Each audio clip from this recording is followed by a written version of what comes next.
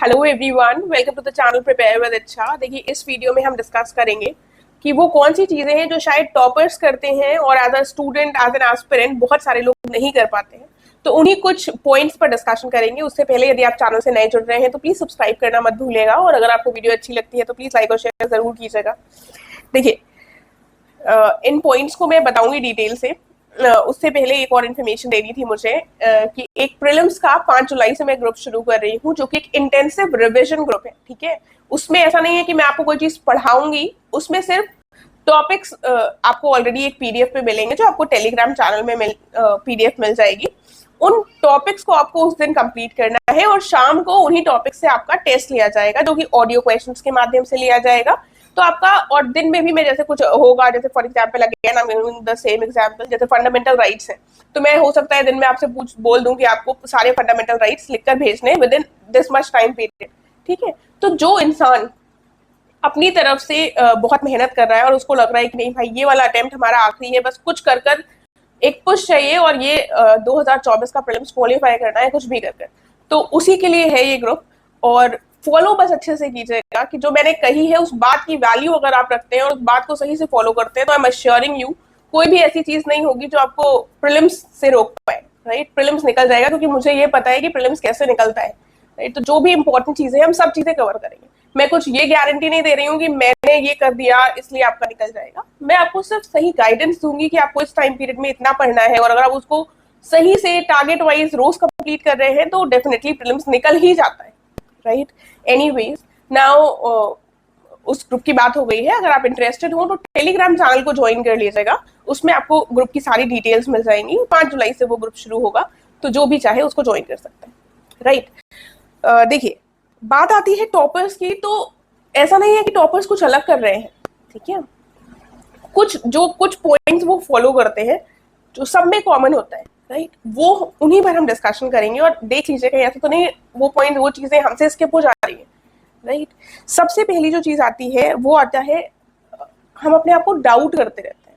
ठीक है, डाउट करने से ऊपर उठने की जरूरत है, थोड़ा सा सेल्फ कॉन्फिडेंस की जरूरत है यहाँ पर। आई अंडरस्टैंड एग्जाम की लंबी प्रिपरेशन हो जाती है, डाउट्स आते हैं। राइट, ऐसा नहीं है कि बिल्कुल डाउट आएगा ही नहीं, अब तो हम बिल्कुल सुपरमैन हो गए। Right, but then the point is कि आप उन डाउट्स को ओवरकम कर पा रहे हैं या नहीं, आप उस डाउट के जोन से बाहर आ पा रहे हैं कि नहीं।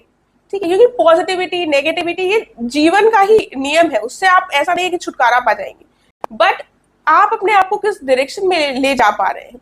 डाउट आएगा, वो नहीं कभी एंड होगा। जो टॉपर है, ऐसा नहीं उसको पक्का पहले दिन से पता था कि भाई मैं बन जाऊंगा, उसको भी डाउट हुआ होगा, कहीं ऐसा तो नहीं हम गलत कर रहे हैं, कहीं ऐसा तो नहीं हम नहीं बन पाएंगे, कहीं ऐसा तो नहीं हमारा कुछ नहीं हो पाएगा, फ्यूचर ही बर्बाद हो जाएगा, टाइम वेस्ट कर दिया। तो these are the normal doubts जो सबके दिमाग में आते हैं, मगर उनसे ऊपर उठकर वो कॉन्फिडेंस रख पा रहे हैं अपने ऊपर कि नहीं, मैं मेहनत कर रहा हूं तो जरूर कुछ ना कुछ अच्छा कर लूंगा। ये जो कॉन्फिडेंस होता है ना, ये हमें एक लंबे रेस का घोड़ा बना देता है, और हमें एंड में डेफिनेटली विक्ट्री मिलती है। सिर्फ हम अपने आप को सेल्फ डाउट करते रहेंगे ना, तो लेट मी टेल यू, फिर वो बहुत ही ज्यादा डिप्रेसिंग हो जाएगा, और आप पढ़ाई कर कर भी अच्छा परफॉर्म नहीं कर पाएंगे, क्योंकि आपको खुद पर ही भरोसा नहीं है कि मैं कर सकता हूँ। कोई दूसरा इंसान दुनिया का हमें भरोसा नहीं दिला सकता, थोड़ा सा मोटिवेट जरूर कर सकता है, लेकिन self confidence is very important. ठीक है, दूसरी बात आती है, सेल्फ कॉन्फिडेंस के साथ एक मेंटल स्टेटस बनाकर चलिए। ये मत सोचिए, इस टेंशन में मत रहिए कि ये वाला साल नहीं हो पाया तो अगले साल ऐसे तो मेरी जिंदगी हो जाएगी ऐसी, इतने साल बर्बाद हो गए। देखिए, आज में जिए, ये बहुत इंपॉर्टेंट है। आज में रहकर अपनी जिंदगी को हम ओन करें कि हमने अगर डिसाइड किया है कि एग्जाम देना है, तो ये दिस इज माय डिसीजन। भले ही आप किसी के भी इन्फ्लुएंस से कुछ भी कर आप आ तो गए हैं ना प्रिपरेशन में, आपने एक बार प्रिपरेशन शुरू कर दी है ना, अब आपको लग रहा है कि आपको करना है, यही आपके लिए है, तो उस डिसीजन को ओन कीजिए। किसी दूसरे को ब्लेम मत कीजिए इसके लिए, उनके चक्कर में आगे बताओ अब तो जिंदगी बर्बाद हो गई। अगर आपको ऐसा लग रहा है तो अभी भी बैक ऑफ कर सकते हैं, कोई लेट नहीं हुआ है। लेकिन अगर आ गए हैं तो ओन कीजिए डिसीजन को, और उस पर कर्म कीजिए कि हाँ भाई, अब हमें अगर दोस्तों के साथ जाना है तो हम मना कर देंगे, क्योंकि मेरा डिसीजन था प्रिपेयर करने का, तो फिर हम उनके साथ नहीं जाएंगे, उनसे अपनी जिंदगी कंपेयर नहीं करेंगे। राइट, ये बहुत इंपॉर्टेंट है, क्योंकि हमारी आधी जिंदगी तो लोगों के कंपैरिजन में, लोगों के साथ तुलना में ही निकल जाती है। ओन योर डिसीजन कि मैंने ये डिसाइड किया है, मेरा ये मेंटल स्टेटस है कि मैं इन चीजों को करूंगा, ये बहुत इंपॉर्टेंट है। राइट, तो और बाकी जो रिजल्ट होगा वो देखा जाएगा, उस एटीट्यूड के साथ चलिए। ये नहीं कि नहीं होगा तब तो हम ये कर लेंगे, हम वो कर लेंगे, बिल्कुल भी सोचने की जरूरत नहीं। थोड़ा सा भरोसे के साथ बढ़िए, चीजें आपके फेवर में आएंगी, और नहीं आएंगी तो डेफिनेटली कुछ ना कुछ रास्ता निकलेगा। ठीक है, तो ओन कीजिए अपने डिसीजन को, अपनी लाइफ को ओन कीजिए। जो भी आपने डिसीजन लिया है, जो भी चीजें करी है, दूसरे पर ब्लेम मत कीजिए। अगर आपको लग रहा है उनके चक्कर में कर लिया है तो अभी भी वापस लौट जाइए, लेकिन अगर लग रहा है वापस नहीं लौट सकते हैं तो जो भी अब आगे करना है अपने अकॉर्डिंग करना है। ठीक है, अपने दिमाग को समझाना भी हमारा ही काम है, दूसरे आकर नहीं समझाएंगे। राइट।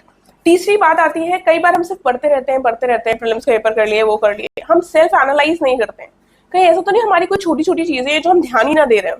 राइट। जैसे इनिशियली मुझे भी लगता था कि मैंने आंसर लिखा है, बढ़िया ही होगा, इसमें कुछ गलत नहीं है, मैंने वहां से देख लिया, वहां से देख लिया, बट देन आई रियलाइज कि नहीं, यहाँ पर ये वाला पॉइंट जो था वो इम्प्रूव किया जा सकता था।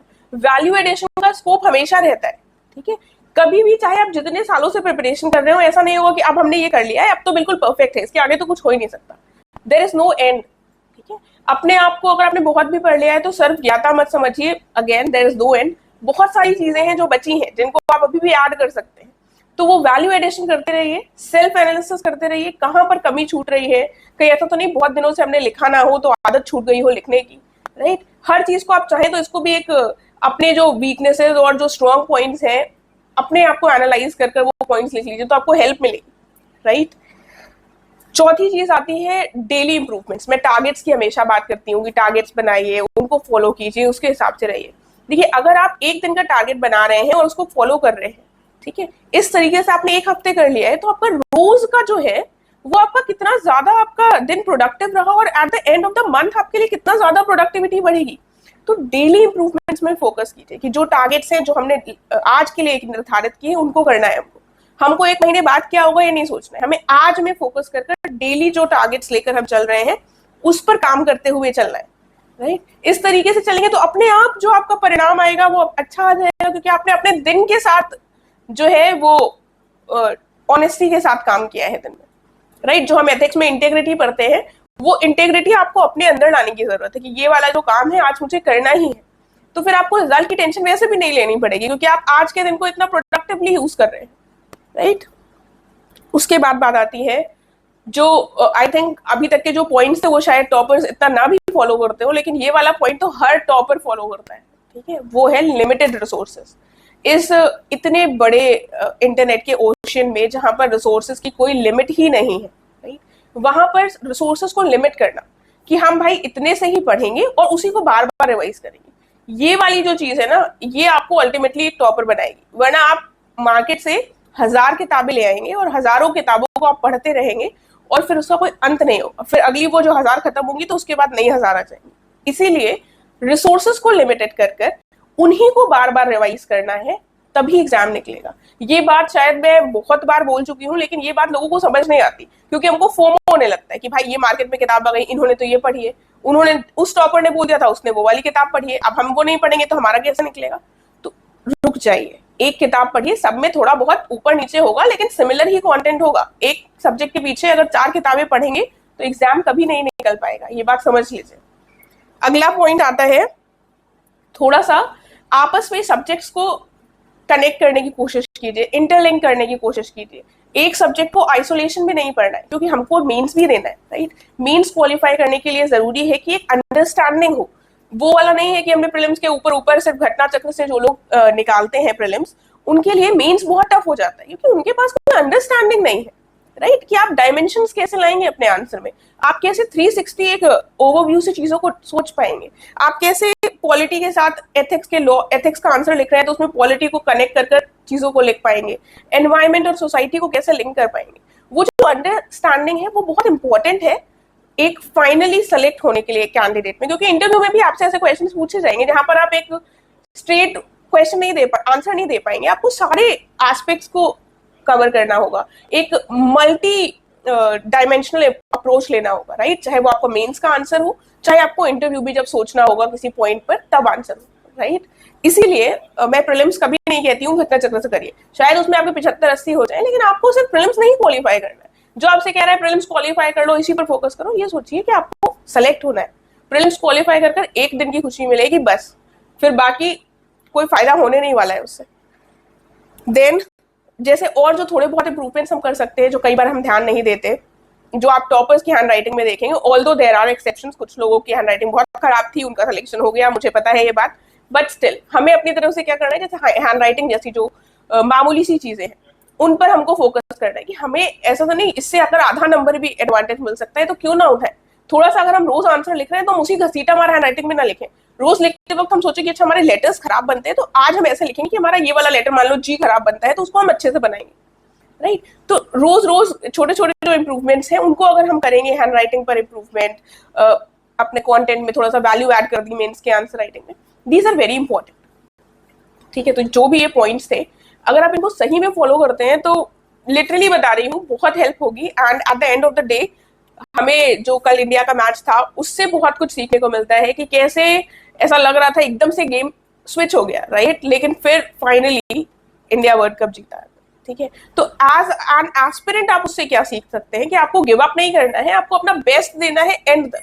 जब आप एंड तक बेस्ट देंगे तभी आप जीत पाएंगे, राइट। और जो बच्चे मुझसे बोलते हैं कि बहुत पैनिक हो जाते हैं, प्रीलिम्स कैसे दें, कैसे, वहां पर तो बहुत प्रेशर हो जाता है, लर्न फ्रॉम देम। वो लोग कैसे, जब पूरा 140 करोड़ की पूरी आबादी उन पर भरोसा कर बैठी हुई है कि भाई अब इनकी एक बॉल पर गेम बदल सकता है, राइट, उनके ऊपर क्या प्रेशर होता होगा। हमारे लिए तो एक कमरे में बैठकर एक छोटा सा एग्जाम देना है जो कुछ भी नहीं है उसके आगे, तो वो भी तो इंसान ही है। अगर वो इतना ज्यादा प्रेशर टैकल कर सकते हैं तो ऐसा वो क्या कर रहे हैं, कुछ अलग नहीं कर रहे हैं, इट्स जस्ट द माइंडसेट। उसके साथ आपको खेलने की जरूरत है, अपने दिमाग को समझाने की जरूरत है। वो अगर आपने कर लिया तो आप डेफिनेटली एक विनर ही के रूप में सामने आएंगे। ठीक है, तो आई होप इससे आप लोग बहुत कुछ डेफिनेटली सीखे होंगे। इन केस आपको कोई भी क्वेश्चन हो तो आप पूछ सकते हैं, कमेंट करके टेलीग्राम चैनल के माध्यम से मुझसे जुड़ सकते हैं, और जो ग्रुप मैंने बताया है उसका लिंक भी आपको डिस्क्रिप्शन में मिल जाएगा। टेलीग्राम चैनल का ही लिंक है वो, उसमें आपको ग्रुप की डिटेल्स मिल जाएंगी। Thank you so much.